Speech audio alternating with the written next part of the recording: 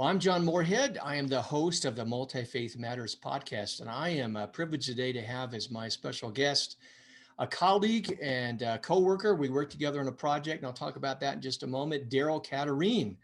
And I'm going to read your bio from that I found on various sources, so hopefully it's up to date. If not, you can correct me here.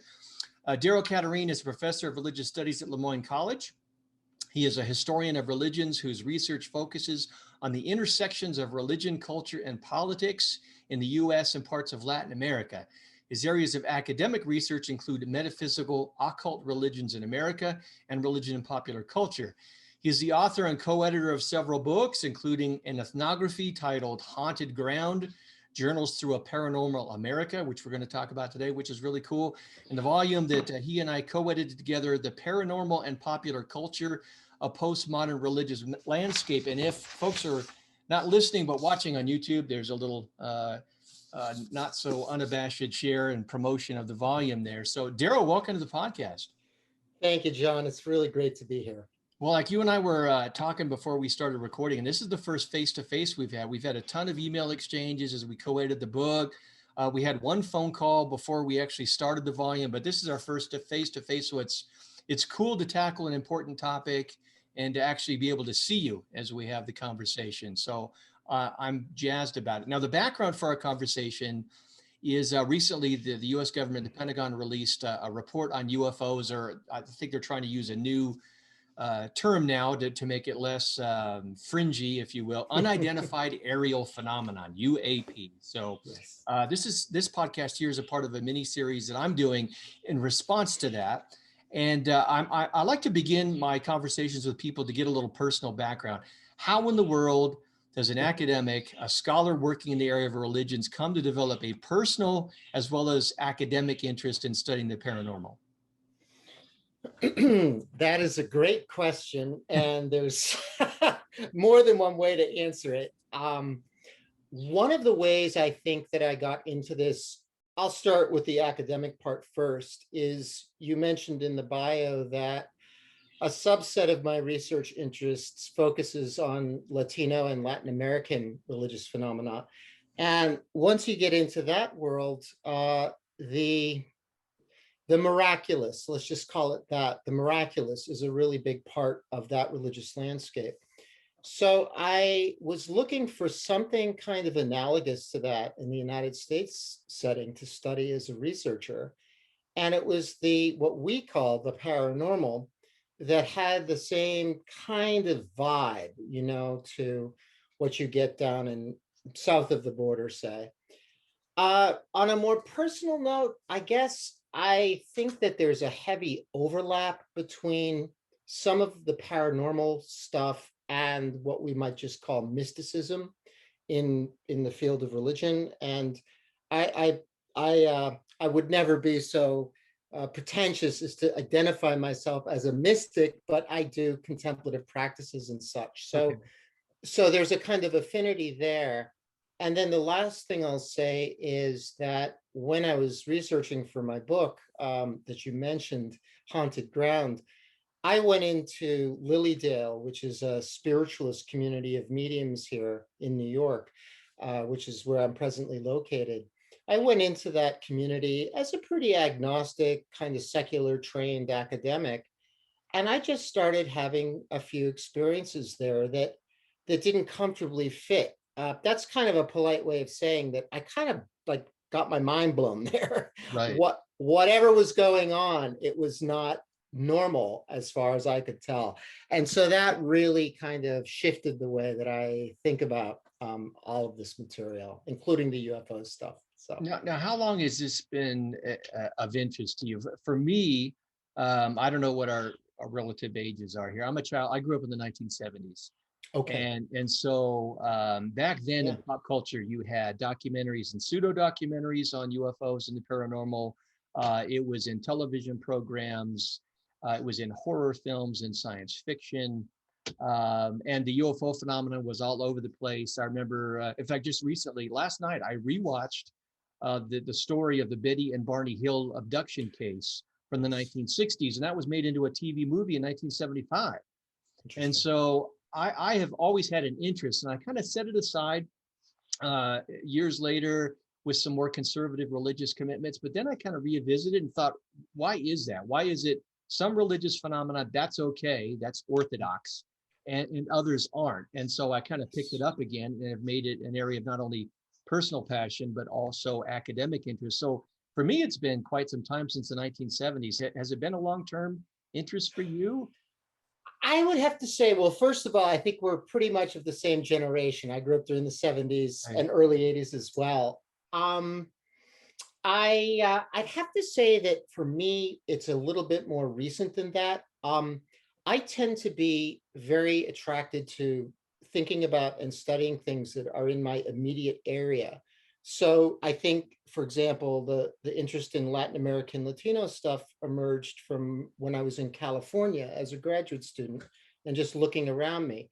Now, here right now, I'm in upstate New York, and I've been here for about 15 years now. And as you know, John, and as many of your viewers or listeners might also know, upstate New York was a hotbed, not only of the paranormal, but all sorts of new religious movements in the 19th century. And even today, I would consider New York, for reasons that I can't give you a rational explanation for, it's kind of a hotbed. It's a kind of what the Scots would call a thin place. For example, many of my students and their parents and relatives, most of whom are coming from at least a cultural Catholic background, it's not uncommon for them to talk about visitations to mediums. Oh, my mother is, she has a psychic that she goes to. And I've never lived in a part of the United States before that has that kind of charge. So what I'm getting to is it's my interest in the paranormal, I think, has a lot to do with where I'm living right now in New York. And since that's only been for about 15 years, my interest, my interest started probably back in around 2000 and yeah, about 15 years ago, 2005, 2006, as I started kind of looking around and thinking, where am I? So, Well, it's got to be a great place to live and do research. I mean, all kinds of things from, the roots of Mormonism, the Hudson Valley UFO sightings, all kinds of things exactly, connected. exactly. But Yeah, let's deal with the elephant in the room up front. One, how are we defining the paranormal? So this is a two-part question. And secondly, as an academic, as you know, one of the reasons we tried to put together this volume on the postmodern paranormal is because we wanted to send a message to scholars that this was serious phenomenon worthy of their study. Why study it at all? What's the case to be made for that, and how are we defining it? great question. So I am going to riff off of our friend Sure. Jeffrey Kripal Please. here, Okay. who, as you know, John, he teaches down at Rice University and has kind of pioneered the study of the paranormal within the purview of religious studies. And to just kind of paraphrase Jeffrey Kripal, I would define the paranormal as it's really a set of experiences. I mean, that's one thing to note. It's a set of experiences and people who study those experiences. And these experiences are betwixt and between what we would probably call religious experience and the kind of phenomena that's of interest to scientists. So I would say paranormal phenomena are these sort of liminal or in-between phenomena that can't be easily reduced to either conventional religious or mainstream scientific worldviews. As a start, that's sort of how I would frame a lot of paranormal phenomena. And why should we be interested in it as people who are interested in American religion? Well, right now, I think it is the fastest rising religious demographic in the United States is the spiritual but not religious, which itself is an in-between category, somewhere in between conventional religion and secular scientific worldview. And so there's not a one-to-one correspondence between SBNR and a spiritual but not religious and paranormal, but those two things are heavily overlapping. And I think to better understand what's going on with the spiritual but not religious, we can benefit by taking a close look at the paranormal. So Do you think within that definition, I really like that definition, it's quoted in our book. Do you think within that definition is really the foundation for why this tends to be so marginalized? On the one hand, it doesn't fit into neat scientific categories that can be tested, or a scientific, let me rephrase it, a naturalistic worldview. And it also runs counter many times to religious orthodoxy. It does in certain segments of even Christianity has its so-called unorthodox mystical kinds of experiences. Do you think because it is in that middle space, it offends all parties equally, and that's why it's marginalized? I like to say that the paranormal has very few friends. Yes, indeed. And I had that experience. My faculty members, I teach at a Jesuit college, which is probably one of the few places where I could get so much support and get away with this. They've been politely tolerant, I guess.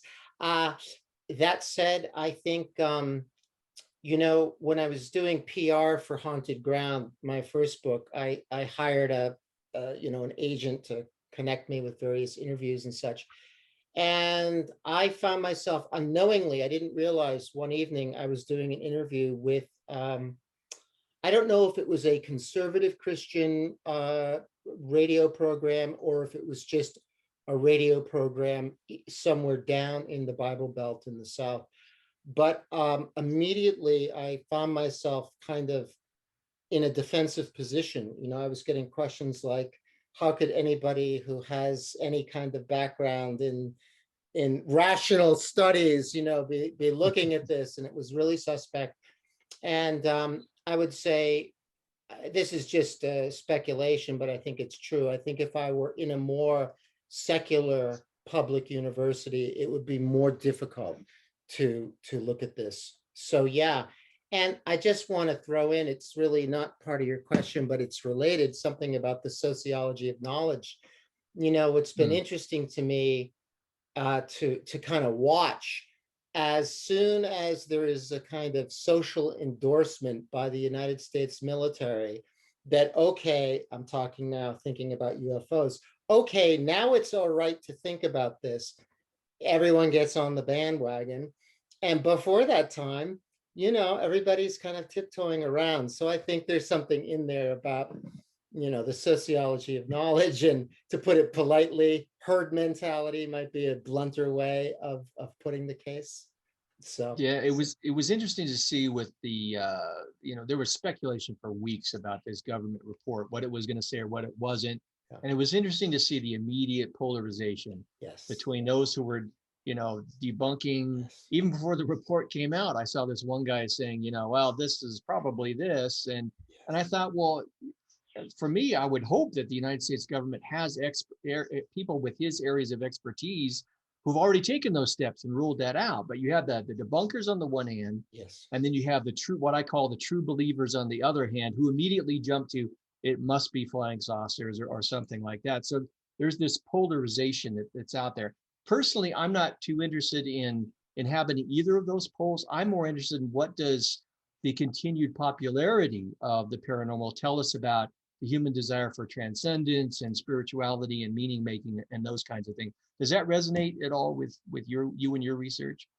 Yes, it does. To speak to that, I'll speak to that in straightforwardly, and then I'll say a little bit about how I kind of think about it. But yes, the search for transcendence, and I think that the real value of the paranormal, and this is really a theological statement right now, the dominant society is secular, it's naturalistic, to use your word. I think that's a great word. And, I think that, that's a huge barrier to anybody trying to cultivate any kind of faith or any kind of orientation to the transcendent. And I think the paranormal really acts best as a kind of solvent. I think that it's very tricksterish, and it does a really good job in kind of pulling the rug out from underneath the feet of sort of dyed-in-the-wool secularists, And even Michael Shermer, it's funny you should mention the polarization, because just this morning I was reading an older, maybe it was back in May of this year, Michael Shermer speaking out on the UFOs, and this has something to do with, optical stuff with the cameras. But, there's a really interesting story about Michael Shermer in Jeffrey Kripal's book, The Flip.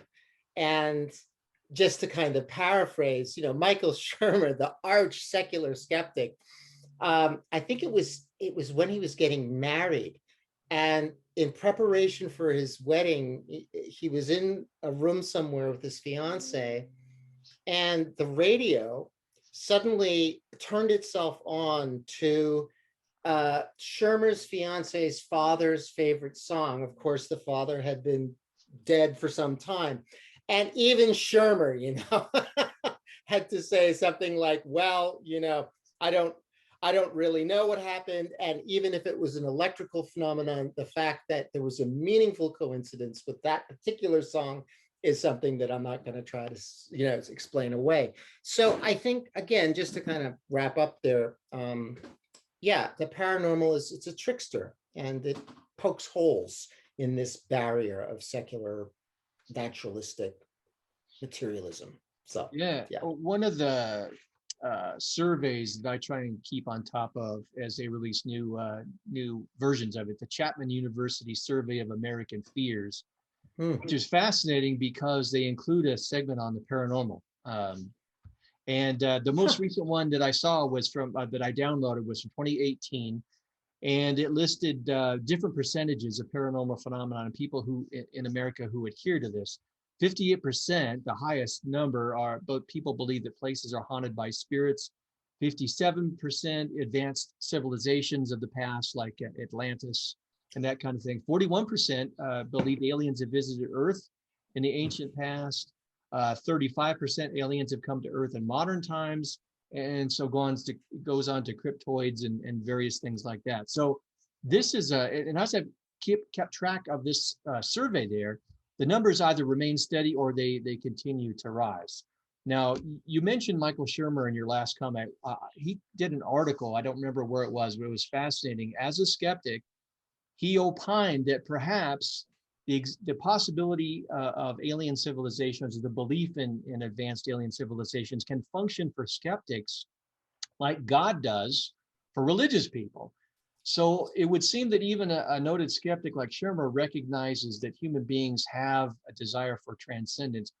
How do you see people looking for signals of transcendence, to borrow a term from Peter Berger, in the paranormal phenomenon? Wow, that's really interesting about Shermer's. It's really sort of astrotheology, isn't it? Yeah. Like you were talking about earlier. Well, I think there are a bunch of ways. To me, the one that jumps right out is research on near-death experiences. To just kind of put it bluntly, I think a lot of secular skeptical people in relation to religion are kind of asking the basic question of, is there a there? Let's just bracket the idea of God for the moment, and just say, is it true that we have a soul? I mean, no soul, no religion, as far as I can tell. So something like a near-death experience is sort of in the bullseye of this, what I would think, not all, obviously, but many religious people would be very interested in this. Apparently, we've got, a lot of, I don't want to call it empirical data, because it's always experiential, right? But this really shocking data of people who have been pronounced clinically dead, and they have these experiences that, call it heaven or nirvana or whatever you want to, it's a placeholder, but they go to this wonderful place. They see deceased relatives and, talk about unconditional love. So I'll just stop with that. That's a great example of a paranormal phenomenon that is in the bullseye of people's search for transcendence. And I'll just add that, a lot of the way I think about this comes from my day-to-day work as a teacher, and again, a lot of my students are culturally Catholic, but basically secular. And I've been really moved in particularly with the material of near-death experiences. I've been really moved to listen to how that kind of data affects my students in terms of their it's not quite faith. It's not that they, you know, emerge from these classes, they haven't returned back to Roman Catholicism, but they know that death is not the end. Or they're pretty sure that death is not the end. And to me, that's a beautiful thing. So I'll just stick with that. Yeah, yeah. Well, near-death experiences is fascinating. I've followed that over the years as well. But what's interesting, even with specific phenomenon, you still have the polarization. I've seen skeptics who just discount everything as a naturalistic experience within the brain in the final moments of life, or would-be final moments. And then you have, again, the true believers, usually of a more new age kind of orientation. Sometimes Christians will try and draw upon that, but most of the time for them, it's off base and it's demonic experiences. So it's fascinating how the whole set of paranormal phenomena can often result in this polarization, and so do specific examples within Yes. itself. So Yes. yeah, Yes. that's fascinating. Let me throw out one other example of how people are searching or finding transcendence in the paranormal. I had a guest, Ted Peters, a theologian out of Berkeley, who does astrotheology, and he noted, even at so-called secular conferences on the possibility of alien life, he saved the program. And there was a presentation on the possibility that this alleged advanced alien life that has survived their own destruction, traveled across the stars to come here to visit us, may result in our salvation here on Earth. So Hmm. there's an investment even in some interpretations of alien life with a savior kind of mentality. So it's fascinating how these people are finding spiritual or even religious connotations in what's going on in the paranormal.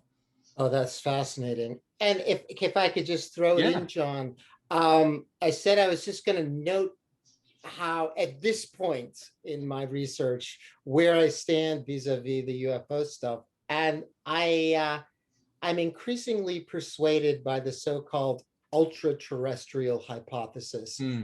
that, and I'm thinking now specifically about the work of Jacques Vallée, Mm-hmm. who, Mm-hmm. of course, right, well-established scientist who worked with J. Allen Hynek and on Right. the et cetera, but that perhaps what we're dealing with here is better thought of as some kind of entities as opposed to extraterrestrials, entities coming from outside of space and time.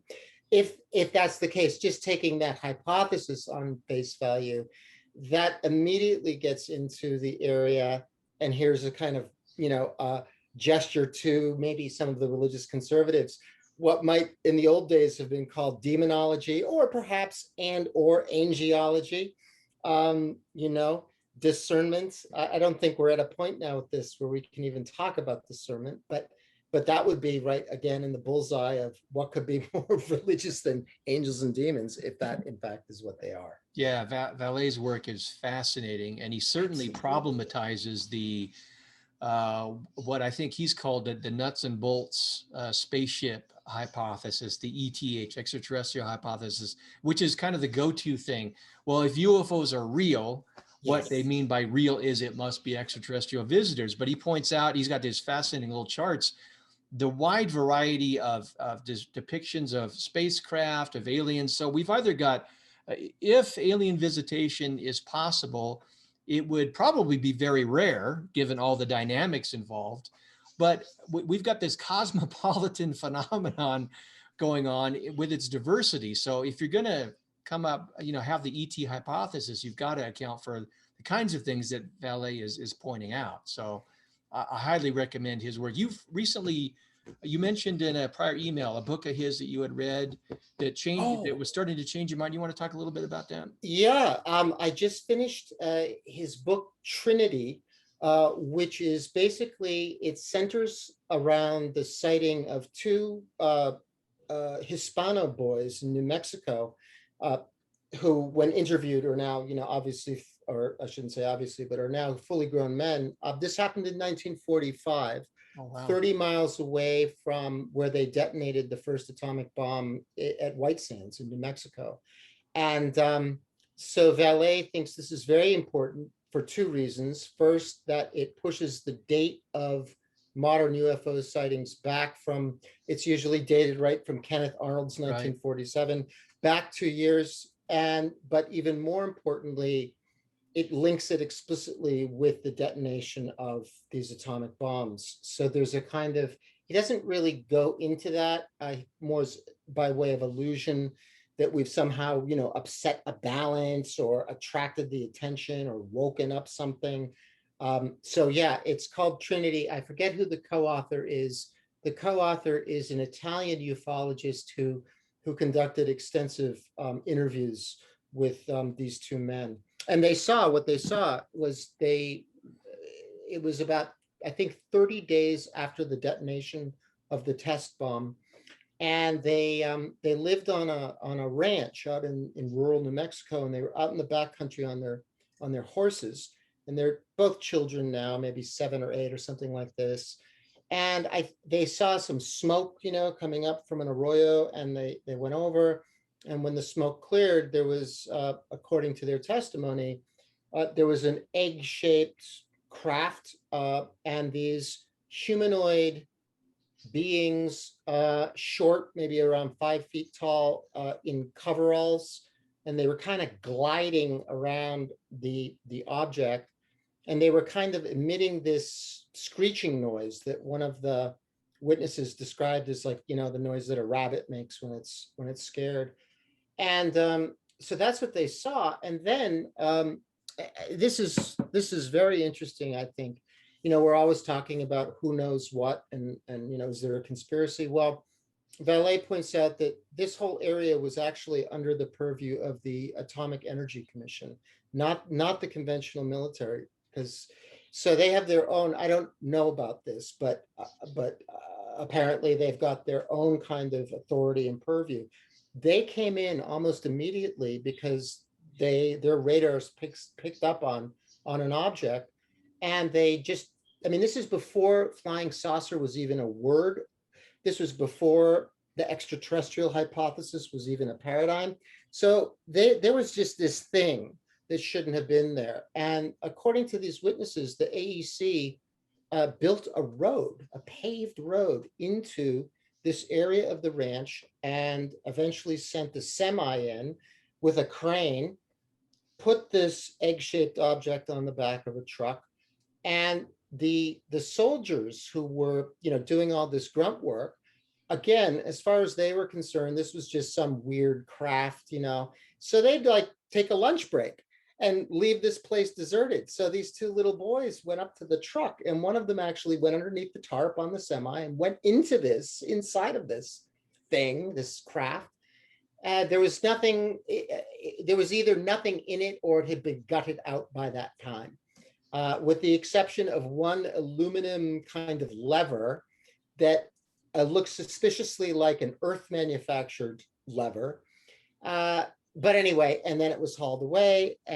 But since that time, the AEC or whoever now is in charge of that land, they've come in, they've altered the landscape, they put in landfill, they've planted poisonous plants in that area where the craft was. So anybody with a Geiger counter or what have you is going to get terrible hives and so forth. So it's a fascinating story of whatever it is, Yeah. So that's Vallée's recent most. Yeah. I'll have to check it out. I've read a lot of his stuff, but I haven't read that one, so I'll have to seek that out. Let's talk about your first book, your Ethnography. I was recently reminded that I have way too many books, because in preparation for this interview, I was looking at your bio and I thought, oh, I need to order his Ethnography, and I ordered it. And it was in transit. And then I was checking my section of my library on the paranormal, and there it was. I'm like, oh, that's right, I already ordered it. So I returned it, thankfully, but rather than having, not that I don't want 2 copies of your work, but I didn't think I needed it. You wrote this Ethnography. You're taking this journey across America and looking at certain paranormal areas. What led you to do that? What kind of experiences did you have along the way? So, well, as I mentioned earlier, the first prompt, I guess you could say, was being here in upstate and learning that, and actually going to this place down the road here called Lilydale, which is kind of like a time capsule of the Great Awakening, or maybe a little towards the tail end of it, when spiritualism, mediumship was all the rage in the 19th century. It's a community of mediums about 50 miles southwest of Buffalo, New York, and it was founded in 1879. So I went there, loved it. I mean, just in terms of its aesthetics, it's real kind of old, weird America, And so I thought, well, it would be, I'd already done ethnographic work as a graduate student on Latino, Latin American religion. And I thought, well, how can I do an ethnography, on the paranormal? So initially I was thinking, well, maybe it would be fun to study crop circles, but as a colleague of mine pointed out, by the time I got there, they'd be gone. So I thought, well, that's a good point. So then I finally landed on, for lack of a better word, kind of like paranormal gatherings. So Lilydale, that's open to the public every summer. People converge. Great. I can interview folks. I ended up with Lilydale, the Roswell UFO Festival out in New Mexico. And then as my third selection, I landed on the American Society of Dowsers, just because dowsing always sort of, it never quite makes it onto the map of the paranormal, but it's a fascinating, better known as water witching. Yes. And, goes back to colonial times. And, farmers would use this as a method of allegedly finding water, underground water to dig wells. So anyway, so those are my three sites. And in terms of things that happened to me, I guess I'd have to say the things, the hot spot for me was Lilydale. And I'll just tell you, I don't even know where to begin. I've had so many strange experiences at Lilydale. Just to give you one night, I had been doing research there, and I said to my wife, I said, you've got to check this place out. It's just really, it's kooky and it's crazy and it's fun. So we were there together, and one night we were walking along the shores of Lake Casadega, because the camp is on the shores of this lake. And truly, just in jest, I was in the middle of trying to write this book, and in jest, I just said, okay, if there's anybody listening, I really want some help or something like that on this book, just as a joke. So we took a few more steps, and my wife looked out at the lake. It's around dusk now. And she said, what is that? Is that a duck? And I looked out at the water, and there was this swiftly moving object coming towards us. And I said, no, I don't think that's a duck. She said, well, what is it? And we realized, and this is such a strange story, John, but I swear my father's grave that this has happened. It was, I won't say it was the size of the Loch Ness monster, but let's just say it was a very, very huge water snake, maybe 10 or 15 feet. I mean, this thing was, that what we thought was a duck was its head. So we were like, kind of freaked out, and the thing kind of swam away. And then we walked down a few 100 yards down the lake, and there were these ladies standing on a kind of on the end of a dock that's there. And they were just staring into the water. And we called out to them, and we said, did you just see that? And they said, my God. They said, yeah, what was that? I've never seen a water snake that big. So now, to end the story, so I was telling people who live there, all summer long, what had happened. And they said, well, what are you talking about? We've never seen that. And, it was just bizarre. I mean, that's just, who knows what that was? Maybe that's just a naturalistic phenomenon. I had one interesting meeting with a practitioner of Santeria from Cuba, who was visiting Lilydale with her friend Barbara, a Cuban American from Miami, and I spent a night with them doing a Santeria style seance down at the same dock that I just mentioned. And among other things that happened during that event, the Santeria went into a trance, and she started to describe in very precise detail the scene of my father's death. He died at home many years ago, and she described the time of day, a particular ring that he had on his finger, and stuff like that. And it actually, messages from my father, that was kind of a leitmotif at Lilydale every time I go there, from not just from the Cuban medium, but from the, the American mediums who were there. So other than that, I'd have to say that the other weirdest place that I visited was Point Pleasant in West Virginia. Speaking of Jacques Vallée, here's a good 1970s classic, John Keel's The Mothman Prophecy, very much in that wheelhouse. And, all I can say, not as an academic, but as a human being, that area had a really heavy vibe. And I spent the night in this old hotel. I don't know if it's been renovated since that time. This is like 2010 or 2009. But I was like one of the few people in this old hotel where you still use the old fashioned keys, to open the door, forget about cards. And people had told me that this place was haunted. I didn't see any ghosts or anything, but I slept on top of the covers that night, fully clothed with all the lights on. There was just a vibe to, I don't want to say anything untoward about West Virginia as a whole. I think it's a beautiful state, but at least that particular place, man, it didn't surprise me that people would be seeing cryptoids. So yeah. It sounds like you had some fascinating visits to some great places and had some interesting experiences. Sometimes on Facebook, they'll circulate these memes. If somebody offered you $1 million, would you spend the night in this, house that's haunted, or this graveyard? And everybody's like, no way. And I'm like, heck yeah, sign me up, man. I want to check this out. So why not? Right. Yeah, exactly. It sounds like you're of a similar mindset there. When you said you were standing there over the lake and you called out, is anybody there? Then you took kind of a cryptoid turn. I was hoping you were going electronic voice phenomenon. That has always fascinated me. You've ever done any research or anything with that? I personally have not, but at Lilydale, I met this woman from Scotland, Donna Sinclair, who's done a lot of that stuff. And she actually played some of the tapes for me. She would go to places like old churches in Scotland and England, and and I don't want to sort of say one way or another what I think that is.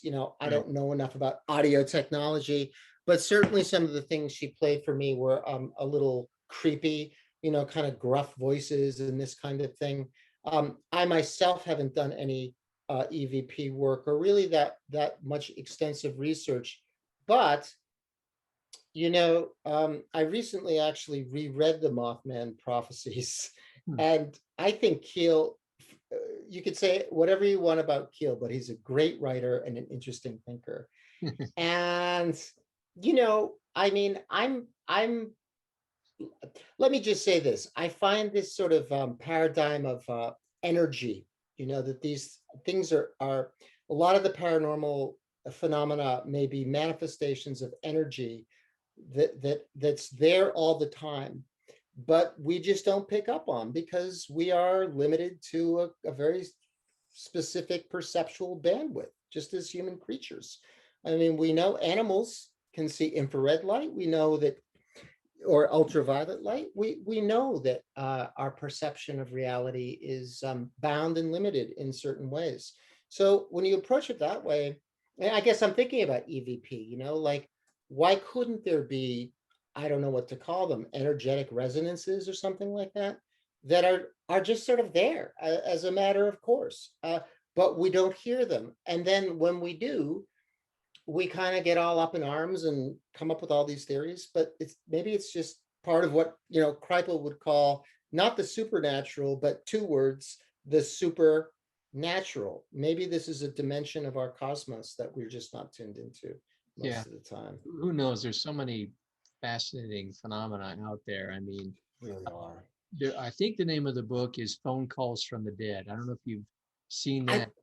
heard of it.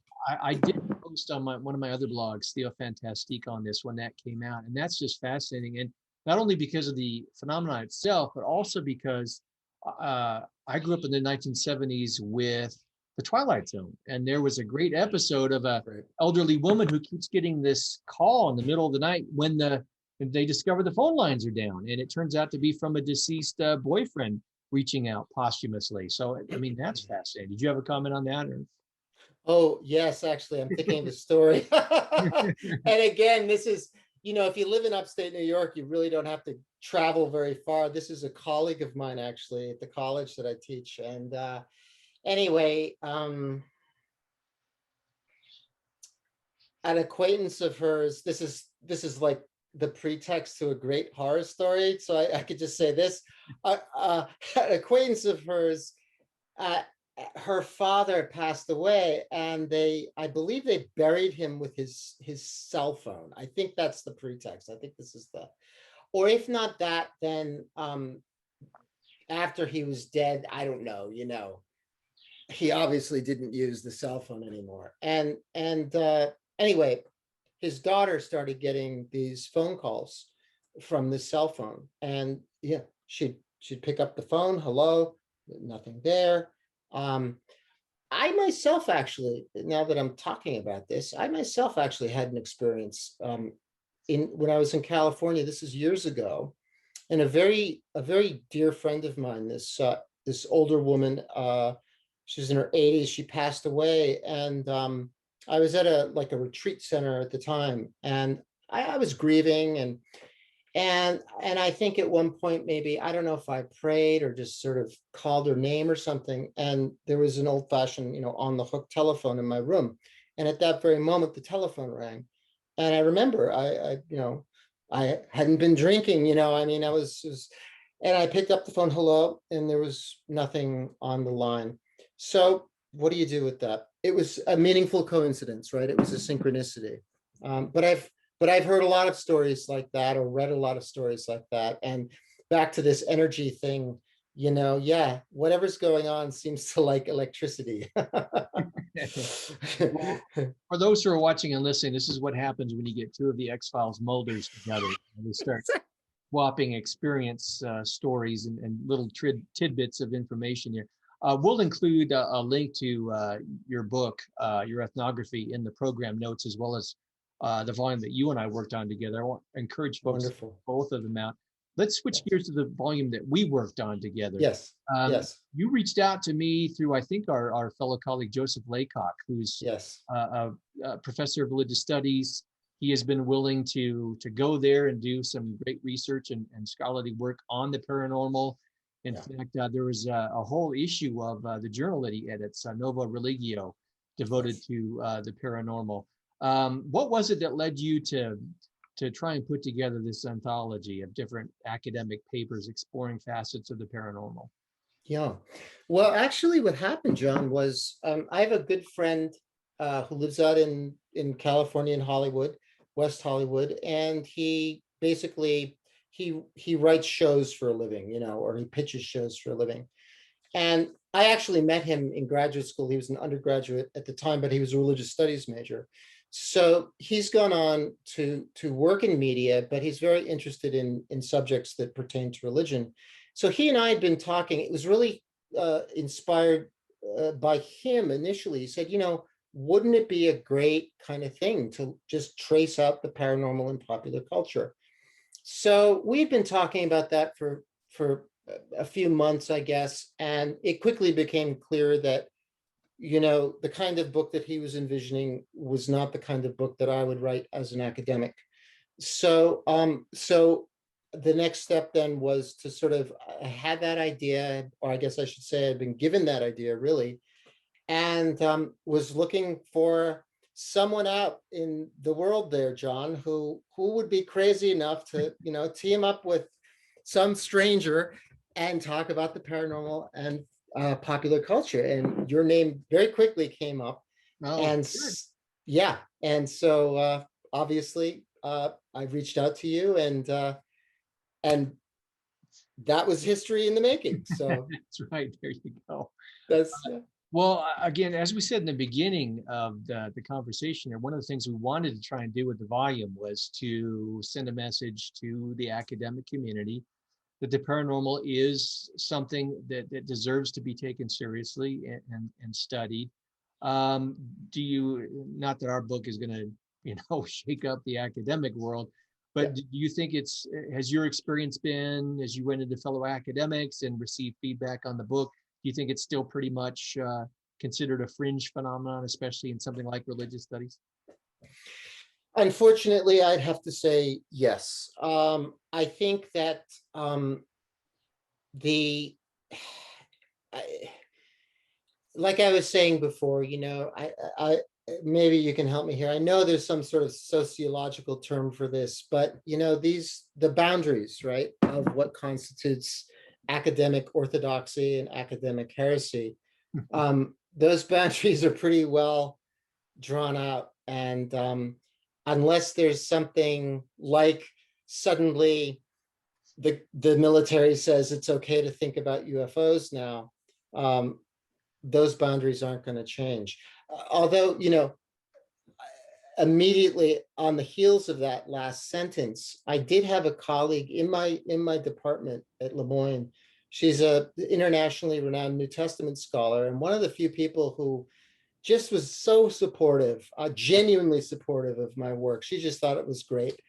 We have in common a love for David Lynch and Twin Peaks, so that should probably sort of settle that matter. But I think it was during our last faculty meeting, she exclaimed on Zoom, we were all there together, and she said, hey guys, in the next month or two, this idea of disclosure is going to become a reality, in terms of UFO phenomena. And I was trying to be kind of more mild mannered because I already have the stigma, and but she was very vocal, and she said, in private, she said, I'm so happy for you. You've been writing about this for years, and now maybe people will take a look at it. But I guess that's my point. Maybe people will take a closer look at, say, UFOs, because there's been this important shift culturally speaking. But short of that, I think people are still going to be tiptoeing around this stuff for quite a while. Yeah, it's So, interesting that you mentioned academic heresy. What's fascinating to me is having worked in the field of new religious movements or cult studies for years, and seeing how academics rightly take issue with the way religious communities often write about what they consider to be heresy in pejorative ways. Even so, the so-called secular academic community likewise has its orthodoxy and its concern for heresy. And they often have these knee-jerk reactions to keep what doesn't fit within the orthodox boxes at bay. So it's yes. fascinating, a great dynamic. Let's end with some commentary about the government UFO report. You and I have both been studying the UFO phenomenon for a number of years. There was a much anticipated report, and it comes out. And was your mind changed, or what were your thoughts leading up to the report, and any thoughts afterwards? Yeah.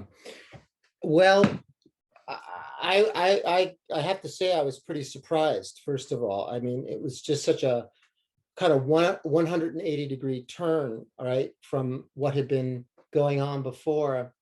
And I guess I have a constellation of thoughts about how the government has